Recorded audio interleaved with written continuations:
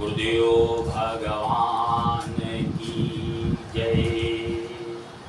सीताराम भगवान की जय। अनंत बलवंत हनुमंत महाराज की जय। सनातन प्रेमियों, श्री रामचरितमानस महाग्रंथ की पवित्र कथा में पूर्व भाग में मैंने आपको जो स्वरपान कराया था उसमें माघ के मकर संक्रांति के पुनीत पर्व पर प्रयागराज तीर्थ स्थान में स्नान आदि करने हेतु देव दनुज किन्नर नर मानव साधु संत समाज सहित सभी लोग स्नान करने हेतु, तीर्थ स्नान करने हेतु, त्रिवेणी स्नान करने हेतु, संगम में स्नान करने हेतु प्रयागराज में पधारे थे। भरद्वाज मुनि की आश्रम का भी दर्शन हमने आपको पूर्व भाग में कराया था। भरद्वाज मुनि की आश्रम में महाज्ञानी, महातपस्वी, महासाधक मुनि श्रेष्ठों का समूह एकत्र था। यज्ञ हवन इत्यादि संपन्न का अंतिम दौर, अंतिम समय जब शेष रहा तो सनातन प्रेमियों, याज्ञवल्क्य मुनि द्वारा भरद्वाज मुनि के प्रार्थना पर राम कौन हैं, इस रहस्य को जानने हेतु भरद्वाज मुनि के प्रार्थना हेतु कि राम कौन हैं, याज्ञवल्क्य जी ने भरद्वाज मुनि को यह बताने से पूर्व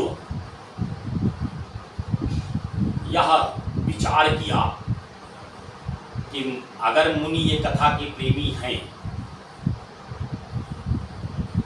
तो हम दूसरी कथा सुनाएंगे।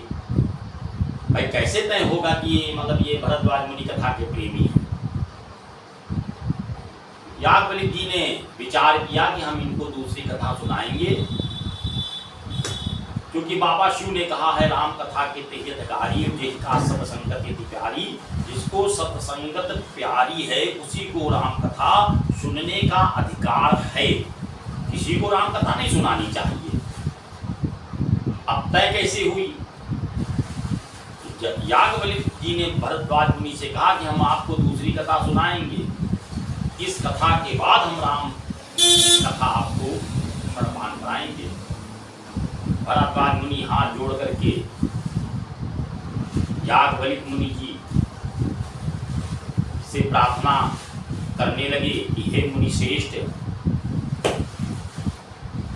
सभी कथा भगवान के गुणों एवं चरित्रों का वर्णन करती हैं। हर कथा लाभप्रद हैं, शिक्षाप्रद हैं, ज्ञानवर्धक हैं। कोई भी कथा सुनाइए, लेकिन इस कथा के उपरांत, इस कथा के बाद हमका रामचरित सुने तो मिली।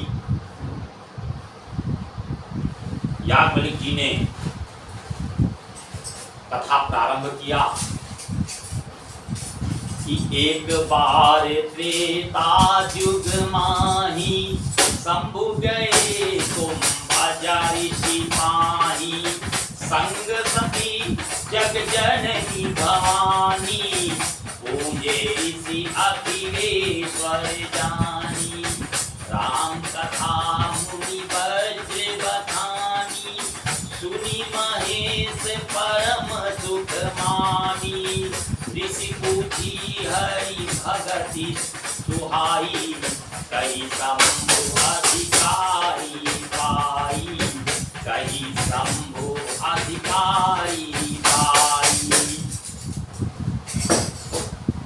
याज्ञवल्क्य जी कहते हैं कि एक बार त्रेता युग का समय था।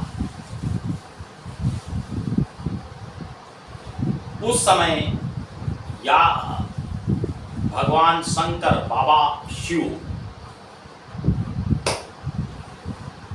के मन में एक प्रेरणा जागृत हुई। कौन सी प्रेरणा? राम कथा सुनने की प्रेरणा। अब सनातन प्रेमियों प्रश्न ये उठत है कि राम कथा बाबा शिव का सुनने की क्या आवश्यकता है? वे तो आंख बंद कर लें, भूत वर्तमान भविष्य सब वो जानते हैं और वो आंख बंद करके रामचरित्र का पूरा दृश्य देख सकते हैं। लेकिन सनातन प्रेमियों जो कथा सुनने में आनंद देती है, वह कथा कहने में आनंद नहीं देती। राम कथा सुनने में बहुत आनंद प्रदान करती है। अब इसको भी समझ लीजिए भाई। काकभुजुंडी जी एक कौवा सबसे नीच जाति पक्षियों में माना जाता है, इसीलिए उसको चंडाल कहा जाता है। कौवा काकभुजुंडी के रूप में राम कथा, राम की भक्ति सत्संग के द्वारा जब उनको प्रदान हुई तो वह नीलगिरी पर्वत पर गरुड़ जी को, काकभुजुंडी जी, गरुड़ जी पक्षियों के राजा हैं, काकभुजुंडी जी गरुड़ जी का मोह भंग करने के लिए उन्हें कथा का श्रवण करा रहे थे। बाबा शिव वहां पहुंचे और वृंद वृंद पक्षियों के पीछे बैठ करके गुप्त रूप में भेष बदल करके कथा का श्रवणपान किया।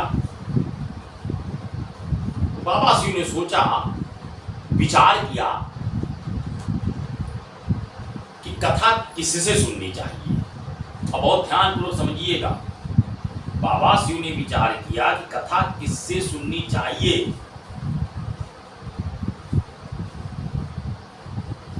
बाबा ने माता सती को साथ लिया। संग सती जगजननी भवानी, माता सती को साथ लिया और चल दिए। अब कहाँ चल दिए सनातन प्रेमियों? चल दिए कुंभज ऋषि के आश्रम। कुंभज ऋषि का एक नाम सनातन प्रेमियों अगस्त मुनि भी है। आकाश मार्ग से होकर के भोले बाबा माता के साथ कुंभज ऋषि के आश्रम पहुंचे। जब कुंभज ऋषि के आश्रम पहुंचे तो कुंभज ऋषि का जो हाल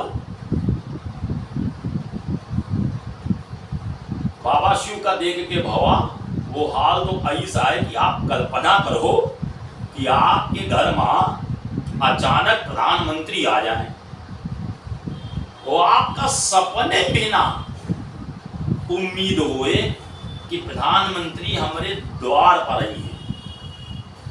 आप सोच नहीं सकते, आपकी कल्पना से परे और प्रधानमंत्री आ जाए। आप जो उनका दिखी हो वह दृश्य जरा आप कल्पना करो कि आप प्रधानमंत्री को देख करके आप के होश उड़ जाएंगे। अरे कि उनका स्वागत कैसे करी भाई? प्रधानमंत्री आई कहाँ बैठा रही, कहाँ करी, कैसे स्वागत करी, तमाम प्रश्न आपका मानसिक संतुलन ही उस समय आपके वश में नहीं होगा। यार कुंभज ऋषि दिख रहा है। बाबा शिव पहुंचे, वो कुंभज ऋषि देखी और जब कुंभज ऋषि देखिन तो उन नाचे लाग। बाबा भोलेनाथ का देख के उन नाचे लाग कुंभज ऋषि।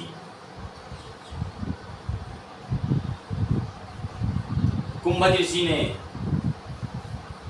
बाबा शिव का, जगत जननी माता भवानी का सादर सम्मान सहित दिव्य आसन पर बैठालकर उनके चरणों को पखारा है।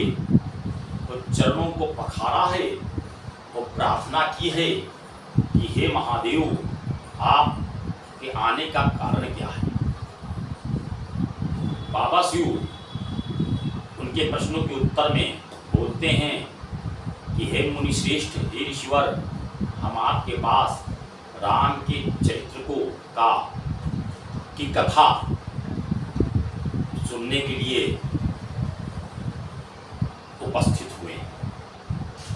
अच्छा, माता की वो संदेह हुआ। अब माता यहाँ मन में विचार करे लगी, एक संदेह उत्पन्न हुआ। माता संदेह हुआ कि महादेव सर्वज्ञाता, त्रिलोक स्वामी, संपूर्ण ब्रह्मांड इनके नतमस्तक, इनसे बड़ा ज्ञानी तीनों लोकों में कहीं नहीं।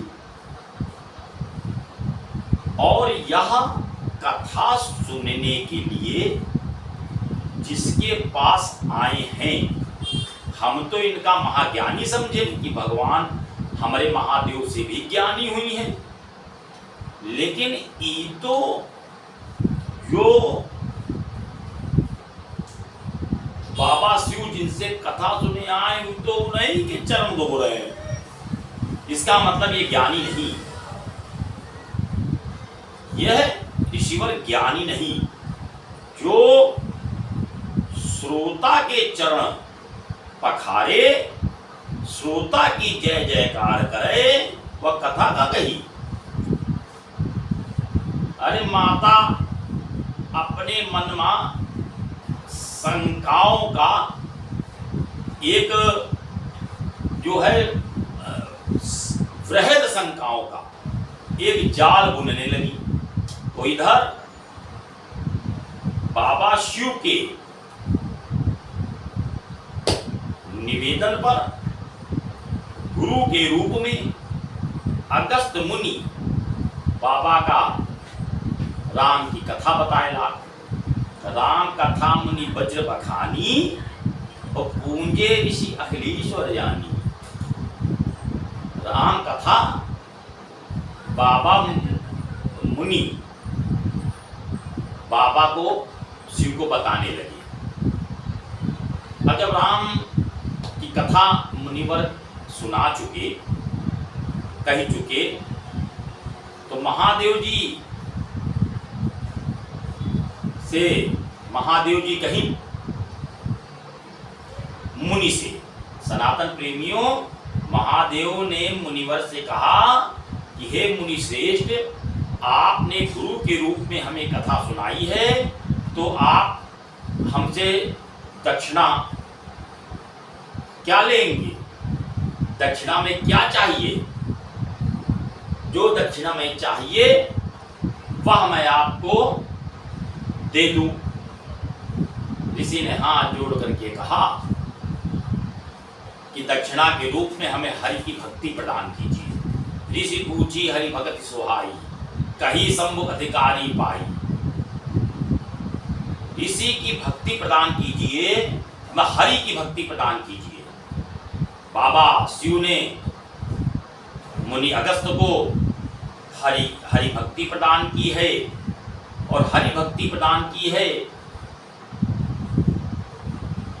इतने मां कहत सुनत रघुपति गुण गाथा, तो कछु दिन तहां रहे गिरिनाथा। बाबा शिव माता सती के साथ कई दिनों तक, मतलब कुछ दिनों तक अगस्त मुनि के आश्रम में कथा सुनते रहे तो कथा कहते रहे। अब बाबा हमारे अगले भाग में मुनि अगस्त के आश्रम से विदा होकर के अपने कैलाश धाम जाएंगे। बीच में दंडिकारण्य में क्या घटना घटित होती है वो अगले भाग में आपको सुनाएंगे। बोलो सीताराम भगवान की जय।